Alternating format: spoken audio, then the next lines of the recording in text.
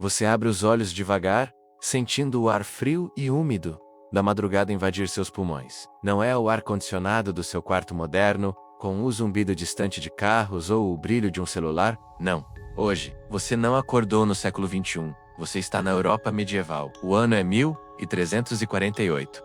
O sol ainda não despontou, mas o céu lá fora já se tinge de um cinza opaco, como se o mundo estivesse coberto por uma mortalha invisível. Antes mesmo de se levantar da cama dura de palha e madeira, coberta por um cobertor grosseiro de lã, você escuta os sinos. Eles tocam lentamente, graves, repetitivos. Dong não é o toque alegre de uma celebração religiosa, nem o repique festivo de um casamento na vila.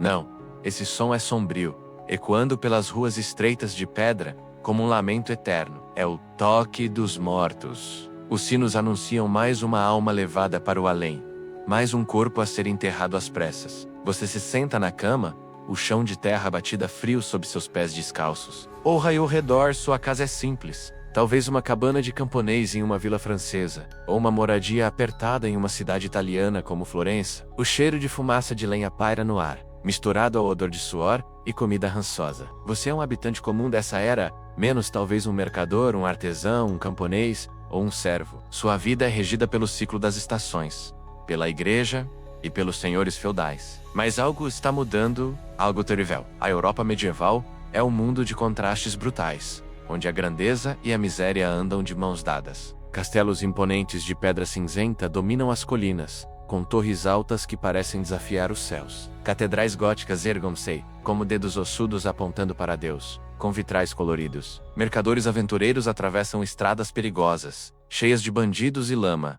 carregando mercadorias de terras distantes. Camponeses, como você talvez seja, trabalham de sol a sol nos campos, curvados sobre a terra fértil. A maioria das pessoas nasce, vive e morre a poucos quilômetros do lugar onde veio ao mundo. A igreja é o centro de tudo. Ela orienta o sentido da vida, explica o porquê do sofrimento. O céu e o inferno não são abstrações, são realidades tão concretas quanto a fome que aperta o estômago. Você vai à missa todos os dias, confessa seus pecados ao padre, paga o dízimo com grãos ou moedas escassas. Mas agora algo invisível, algo que nem a igreja pode explicar, está atravessando continentes e oceanos, trazido pelas rotas comerciais que se expandiram décadas antes, sob o vasto império fundado por Genghis Khan. Caravanas de camelos cruzam desertos escaldantes da Ásia Central, carregando especiarias exóticas e sedas finas. Navios mercantes cortam as águas azuis do mar Mediterrâneo, ancorando em portos movimentados como Constantinopla. Esses bens enriquecem reis e mercadores,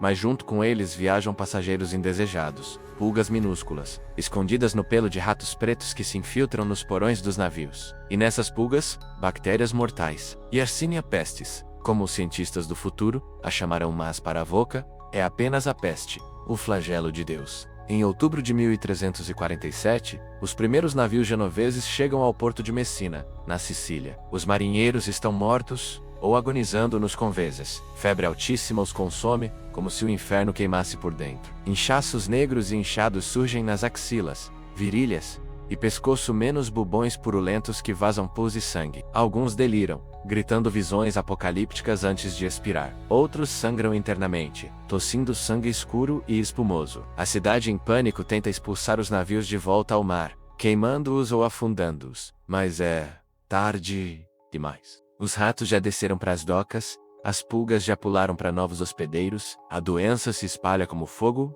em palha seca. De Messina, vai para Constantinopla, a joia do Império Bizantino, depois para Gênova e Veneza, cidades-estado ricas do norte da Itália, cujos mercadores levam a praga para o interior, para Paris, a capital da França, com suas ruas lotadas e saneamento precário, para Londres, na Inglaterra, onde o Tâmisa carrega esgoto e lixo, para Avignon, na França, sede temporária do papado, onde até o Papa Clemente V se isola entre fogueiras para purificar o ar. A peste não respeita fronteiras. No início, são casos isolados, sussurrados nos mercados e tavernas. Um estivador no porto adoece de repente, uma mulher, talvez sua vizinha, morre após 3 dias de agonia, o corpo coberto de manchas roxas. Um padre colapsa durante a missa, enquanto eleva a hóstia, tossindo sangue no altar sagrado. As pessoas observam os sintomas com terror crescente. Febre súbita, que faz o corpo tremer como em um terremoto. calafrios violentos que não cedem nem com cobertores, fraqueza extrema como se a alma estivesse sendo sugada. Depois os bubões, grandes inchaços dolorosos, do tamanho de ovos ou maçãs, escurecidos como carvão, a pele ao redor apodrece, gangrena se instala. Alguns sobrevivem por poucos dias, gemendo de dor insuportável. Outros morrem em menos de 24 horas, sufocados pelo próprio sangue. Você sente o medo crescer no peito, como uma sombra fria se espalhando. Os mercados, antes barulhentos com vendedores gritando preços de pão, queijo e vinho, ficam mais silenciosos. As feiras anuais, com malabaristas e contadores de histórias, diminuem ou são canceladas. O cheiro da cidade muda menos de pão fresco e esterco de cavalos para algo pior: o fedor de corpos não enterrados. Relatos de cronistas como Giovanni Boccaccio descrevem o colapso em Florença, uma das cidades mais atingidas. No seu Decamerão, ele fala de pais abandonando filhos doentes para não pegarem a praga. Você presencia algo impensável: corpos empilhados como lenha nas praças, aguardando carroças para levá-los embora. Valas comuns abertas, às pressas nos campos fora das muralhas, onde dezenas ou centenas são jogados sem cerimônia. Em Florença, grandes fossas são cavadas fora das muralhas da cidade, cheias até a borda com camadas de terra e corpos. No auge da epidemia em Paris, milhares morrem por dia, menos os coveiros não dão conta. A doença não respeita a hierarquia ou riqueza. Nobres em seus castelos morrem, apesar de servos e muralhas. Bispos e cardeais sucumbem, deixando dioceses sem liderança. Monges em mosteiros isolados perecem em massa. Alguns acreditam que o ar está envenenado por miasmas, vapores malignos subindo da terra. Outros culpam minorias. Judeus são perseguidos em várias regiões, acusados injustamente de espalhar a praga. A sociedade começa a rachar como uma ponte velha sob peso excessivo. Campos ficam abandonados. Animais vagam sem donos. Vacas morrendo famintas, porcos fuçando nas ruas vazias. Ofícios desaparecem. Ferreiros fecham forjas por falta de carvão e clientes. Tecelões param teares. Sem trabalhadores suficientes, a comida encarece drasticamente. Um pão que custava um penny agora vale o triplo. A fome se aproxima, rastejando como uma segunda praga. A economia treme. Impostos não são coletados. Você percebe, com um aperto no coração, que o mundo que conhecia está desaparecendo. Procissões de flagelantes atravessam as cidades. Grupos de homens e mulheres descalços, vestindo trapos brancos, se chicoteando publicamente com cordas cheias de nós e espinhos. Eles cantam hinos lúgubres, pedem misericórdia divina. Você começa a evitar contato humano, como se cada pessoa fosse um portador da morte. Tranca-se em casa, racionando pão duro e água, queimando ervas como alecrim e lavanda para purificar o ar. Mas mesmo assim, a doença pode já estar dentro de você. A bactéria circula no seu sangue, transmitida por uma picada de pulga que você nem notou, vinda de um rato que rastejou pela sua cozinha. Você não sabe disso menos? A ciência médica da época fala de humores desequilibrados ou punição divina. Você só sabe que pessoas estão morrendo ao seu redor e que qualquer dia pode ser o seu. Dias se tornam semanas, semanas se tornam meses. A Europa perde entre 30% e 50% de sua população. Algumas vilas perdem 70% ou mais. Comunidades inteiras desaparecem do mapa.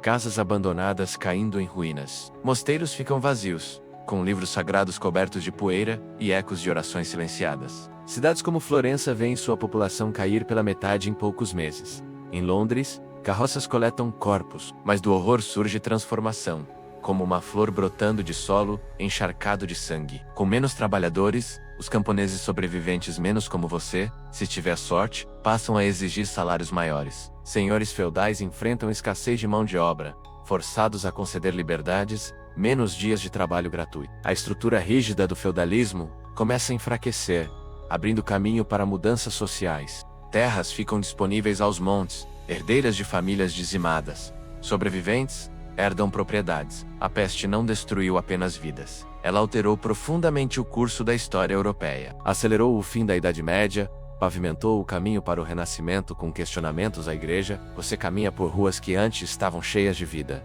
Crianças brincando, vendedores ambulantes. Agora estão silenciosas, ecoando apenas o vento e o ocasional gemido distante. Portas fechadas com trancas pesadas. Cruzes vermelhas ou pretas desenhadas nas portas das casas infectadas, marcando-as como tumbas vivas. Talvez você tenha sobrevivido, emergindo mais forte, mais marcado, cicatrizes de bubões lancetados. Talvez tenha perdido metade da família, menos sua esposa, tossindo até a morte, seus filhos pequenos levados. Ou talvez você não tenha sobrevivido. Talvez seu corpo esteja em uma vala comum, jogado com dezenas de outros. Mas uma coisa é certa. Em 1348, na Europa medieval, a morte não era distante, um conceito abstrato. Ela era constante, visível, onipresente, cheirava a decomposição, soava como sinos fúnebres, e você estava lá, no epicentro do caos, quando metade do mundo conhecido começou a desaparecer.